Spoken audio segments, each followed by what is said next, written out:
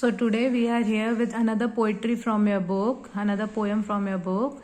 It's lesson number 13, The Tiger. The Tiger is a poem written by William Blake. So first of all, we'll study about William Blake, about the poet. So William Blake was born on November 28, 1757 and he died on August 12, 1827. William Blake was an English poet and a painter who is considered as a seminal figure in the history of poetry. He is an English poet, like he is a poet from England, and he is also a great painter. He is considered as a seminal figure. Seminal figure means a great figure all throughout history. His poems and his all the works are very, very famous. It is like highly studied in literature studies. Blake is given high reward for his expressiveness and creativity in his work. Blake is very expressive. Expressive means what all he feels, he expresses it very well. And there's great creativity in his work means he is creative. He does not do one type of thing again and again, one type of poetry again and again. He is very creative. He does the usual things with unusual creativity. He was influenced by the ideals of American and French Revolution. See, these were two movements that occurred in America and France. So he was inspired by these two movements. Like in India, we had Quit India movement or some other movements. So likewise, these were two movements, and William Blake was highly influenced by these two.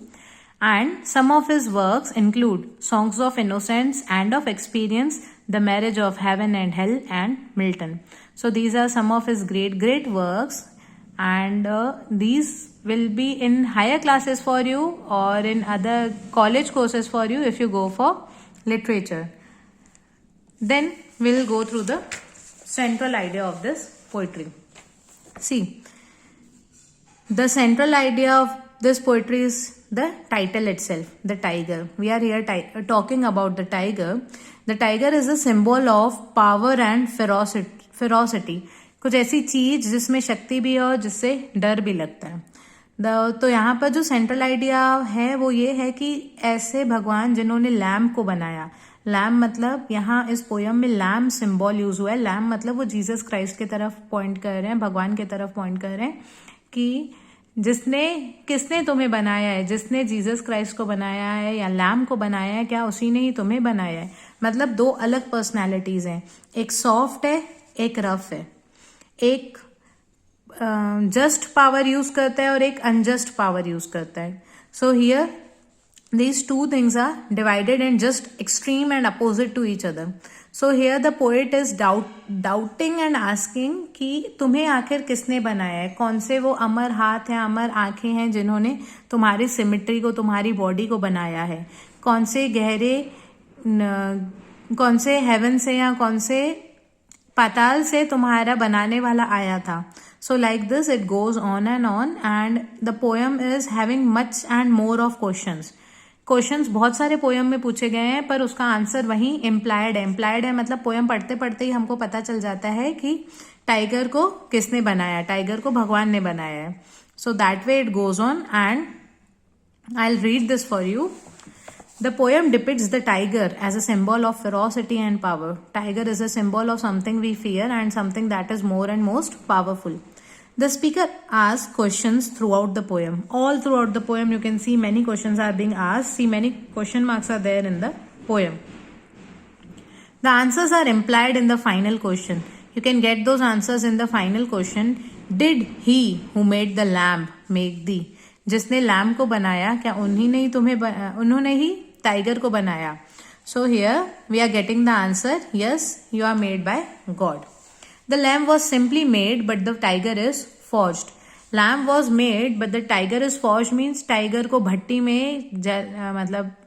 में जला के, या उसे यहाँ पर भट्टी में असल में टाइगर को नहीं जलाया जाता है, ये सिर्फ सिंबॉलिकली यूज किया गया है कि तुम्हें तो एकदम तराशा गया है और लैम्ब को ऐसे ही बना दिया गया था. You are made and you are the output of high skills, while the lamb was simply made without any efficient and technical skills. So the same hand that made the gentle lamb also made powerful and ferocious tiger. So all the two extremes, the lamb and the tiger, both are made by God. So the title and about the poet is covered. The central idea of this poetry is also covered. Then about the structure of this poem. See, this poem is having 6 stanzas and there are 4 lines in each of the stanza. Total of 6 stanzas and there are 4 lines in each stanza. And again, if we see the rhyming pattern, you see this bright night, eye symmetry. Skies, eyes, aspire, fire, art, heart, beat, feet, chain, brain, grasp, clasp, spears, tears, see, thee, bright night, eye, symmetry. So here symmetry, we are pronouncing it this way, but symmetry, it is being pronounced differently also. So the rhyming pattern is A, B, B. The first line is rhyming with second and the third line is rhyming with fourth one. So the stanza pattern is clear. The structure of this poetry is clear. Then we'll study this poem line by line. So the poetry goes, tiger, tiger burning bright in the forest of the night. So here the poet is addressing the tiger and saying, tiger, tiger, you are burning bright. You are burning with bright. You are burning brightly. You are shining highly. And where you are shining in the darkness of the forest. In the forest of the night means you are shining in the darkness of the forest. So here what is burning bright? See, there are 2 things that are being used. Some are saying that this orange saffron color of the tiger is shining brightly in night time. And some answers are there, like some explanations are there that the eyes of this tiger are burning brightly in the night time in the forest. So both way it is possible. It is tiger as a whole is shining brightly in the dark forest at the night time. Then what immortal hand or eye could frame this fearful symmetry? So again we are getting here the first question. The poet is asking, which immortal hand or eye has made up your symmetry, made up your body? वो कौन से अमर हाथ हैं, वो कौन से अमर आंखें हैं जिन्होंने तुम्हारे इस डरावने शरीर के ढांचे को बनाया. So who has made this fearful and this ferocious personality of yours? What immortal hand or eye? So I think I'm clear. Then moving on to the next stanza. In what distant deeps or skies burnt the fire of thine eyes? On what wings dare ye aspire? What the hand dare seize the fire? So in what distant deeps or skies burned the fire of thine eyes?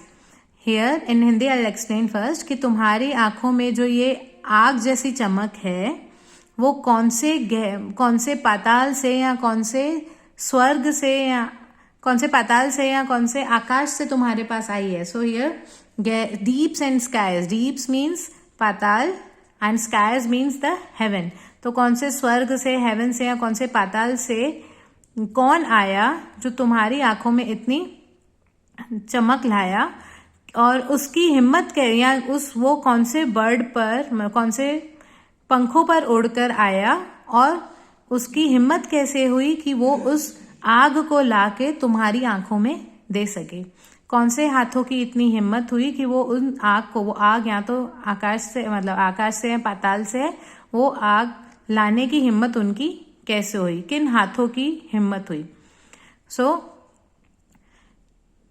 in what distant deeps or skies burned the fire of thine eyes? So there is fire in your eyes and that fire is being fetched from either heaven or hell. So the fire of these, so from where this burning fire has come unto your eyes, who has landed upon or who has got those wings and aspired to bring fire for thee.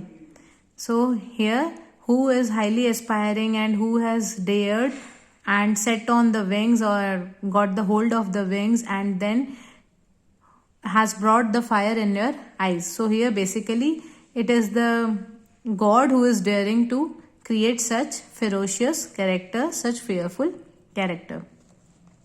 Then, and what shoulder and what art could twist the sinews of thy heart?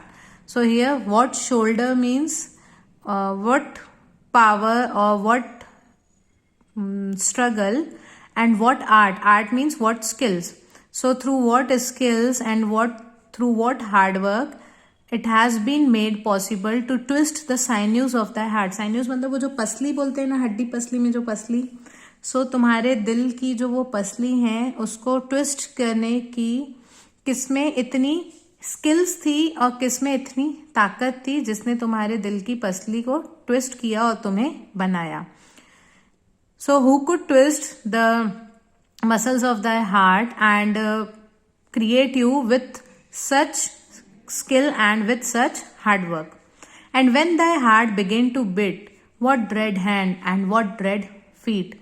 So again, when the God made you, and your heart began to beat, you started to live life, then your hands would be so dreadful, so powerful and fearful, and your feet would also have been so powerful and fearful. So dreading means something that is fearful and powerful. Then again I'll tell in Hindi also कि ऐसे मतलब कितनी मेहनत से या कितने skill से तुम्हारे दिल की पसली को बनाया गया और ट्विस्ट किया गया, और जब तुम्हारा दिल धड़कना चालू किया होगा तो कितना तुम्हारे हाथ और पैर कितने ड्रेडफुल लगते होंगे. What the hammer, what the chain, in what furnace was thy brain? What the anvil, what dread grasp, dare its deadly terrors clasp. So पहले मैं इसको हिंदी में बता रही हूँ. जो लोहार रहते हैं, लोहार लोगों के पास एक एपरेटस रहता है, मतलब उनके पास भट्टी छोटी सी रहती है अलग से, या एनविल यूज करते हैं. ये सब ना उनके छोटे छोटे औजार है. हैमर यूज करते हैं, एनविल यूज करते हैं. तो एनविल के ऊपर हैमर चलता है. एनविल एक बेस टाइप का स्ट्रक्चर होता है जिसके ऊपर हथौड़ा मारा जाता है. तो यहाँ पर बोला जा रहा है कि तुम्हें किस हैमर से ठोका गया है, या कौन सी चेन तुम्हें लगाई गई है, किस भट्टी में तुम्हारे ब्रेन को तराशा गया है, बनाया गया है, कौन से एनविल के बेस पे रख के तुम्हारे ढांचे को बनाया गया है, किसने तुम्हें पकड़ा, what dread grasp dare its deadly terrors clasp. तो इसमें क्या बोल रहा है कि किसने तुमको पकड़ा और इन खतरों को अपने अंदर मोल लिया. So I think I am clear in Hindi. So in English I'll explain this now. By what hammer have you been hit? And what was the chain that was hit upon you? In which furnace was thy brain forged and made?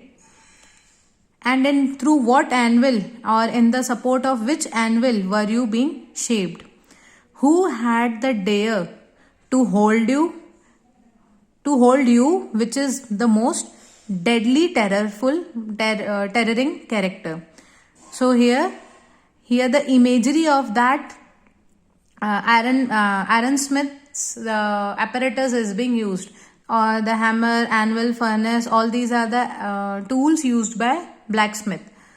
So that imagery is being kept in mind. It should be kept in mind to understand this stanza. Then when the stars threw down their spears and watered heaven with their tears, did he smile his work to see? Did he who made the lamp make thee? So this is the most easiest para and emotional para too. Here the poet is telling that it was the time when you were made, it was the time that all the stars threw up all their tools. They threw up their spears, they gave up their weapons, and they were all crying, and thus they watered whole of the heaven, and watered heaven with their tears. Who is crying here? The stars are crying here. Did he smile his work to see? So when the God made you, after creating and making you, the God smiled too. Did he smile his work to see? Here the questions are being asked, but the answer is well known here. सवाल पूछा जा रहा है पर हमें answer भी पता है. So this is a implied question. Implied question means ऐसे क्वेश्चंस जहां हमें उसका आंसर पता चल जाता है, मतलब उसी में ही उसका आंसर छुपा है. Did he smile his work to see, क्या वो हंसे जिन्होंने काम किया और अपने काम को पूरा होता हुआ देखा, तो हाँ वो हंसे ही होंगे. Did he who made the lamp make the, तो जिसने लैम्प को बनाया क्या उन्होंने ही तुम्हें बनाया. So yes, it was the god who made the lamb and it is the god who has made tiger. And the last para is just the same repetition, सिर्फ एक ही word missing है. Tiger, tiger burning bright in the forest of the night. So again he is addressing tiger and saying, yes, you are burning very brightly and you are burning in the darkness of the forest at the night time. What immortal hand or eye dare frame thy fearful symmetry? So here, which immortal hand or which immortal eyes have shaped and made imagination of a symmetry? Symmetry means body shape. So only one word is changed. See here, could is there and in the last paragraph could is not there. So only one paragraph is changed, other remaining is the same. So here it was कि किन अमर हाथों ने या आंखों ने तुम्हारी symmetry को imagine किया हुआ होगा. कुड फ्रेम, कौन कर सकता है, और फिर किसकी हिम्मत हुई होगी तुम्हारी सिमेट्री को इमेजिन करने की या अपने माइंड में लाने की. So this is all about this poem the tiger. Here the tiger spelling again you can see. This is what the author has given us. The poet has given us. So we don't have any other option. We know tiger means is being written as Tiger, but this is what is being given by William Blake. The tiger is here used symbolically. It is not used in the general sense. सिर्फ ऐसे tiger के ऊपर poem नहीं, इसमें बहुत सारे symbolic meanings हैं इस poem में. So that's all for this poem. Thank you.